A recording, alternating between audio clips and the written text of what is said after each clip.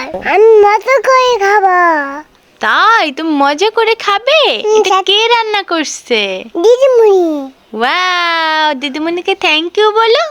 Thank you দিদিমণি। বাবা। আসসালামু আলাইকুম। ঈদ মানেই মজার মজার খাবারের আয়োজন। সো এগুলো রান্না করতে অনেক সময়ের ব্যাপার। সেজন্য আমরা চাঁদ রাতেই রান্নাবান্না করে ফেলি ম্যাক্সিমাম। টুকটাক কিছু ঈদের জন্য রাখি যাতে ঈদের দিন এনজয় করতে পারি। এদিকে ডেন্টি আপু নুডলস রান্না করে ফেলছে, আর আমার উপরে দায়িত্ব ছিল সেমাই রান্না করা, আর বাকিগুলো আম্মু নিজেই করেছে। তো আমি প্রথমে লম্বা সেমাইটা নিয়ে নিয়েছি রান্না করার জন্য। আমি খুব একটা এক্সপার্ট বিষয়টা এমন না, বাট ট্রাই করলে পারি।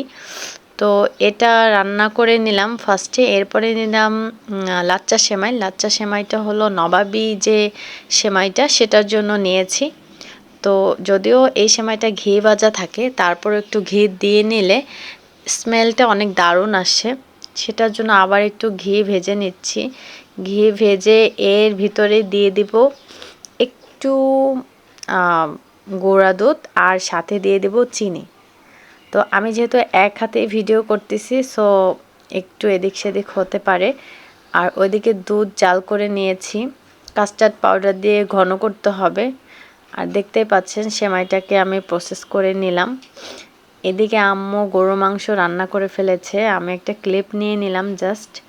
রোস্টের রান্নার প্রসেসিং চলতেছে, রোস্ট জাস্ট ভেজে রেখেছে, এখন রান্না বান্না শুরু হবে। দেখতেই পাচ্ছেন কি ইয়ামি ইয়ামি 4 চুলায় রান্না হচ্ছে। হ্যাঁ, যত তাড়াতাড়ি শেষ করা যায়। আবার মেহেদি দিতে হবে। জর্দা ভাতটা হলো ডেন্টি আপু রান্না করেছে। তো মোটামুটি ভালোই আয়োজন চলতেছে, মজাও লাগতেছে, রান্নার ভিতরেও এক ধরনের মজা আছে। তবে বাসার প্রত্যেকে যদি সবাই সহযোগিতা করে তাহলে আসলে কারোরই তেমন কষ্ট হয় না। তো এটা সবারই উচিত মনে রাখা, আর তাহলে ঈদটা আরও বেশি এনজয় করা যায়। এই তো আম্মুর পোলাও রান্নাও শেষ। তো এই হলো আমাদের ফাইনাল ডেকোরেশন। কেমন হয়েছে আপনারা অবশ্যই কমেন্ট করে জানাবেন। আর আপনারা বাসায় কে কী রান্না করেছেন আমাদের কমেন্ট করতে ভুলবেন না।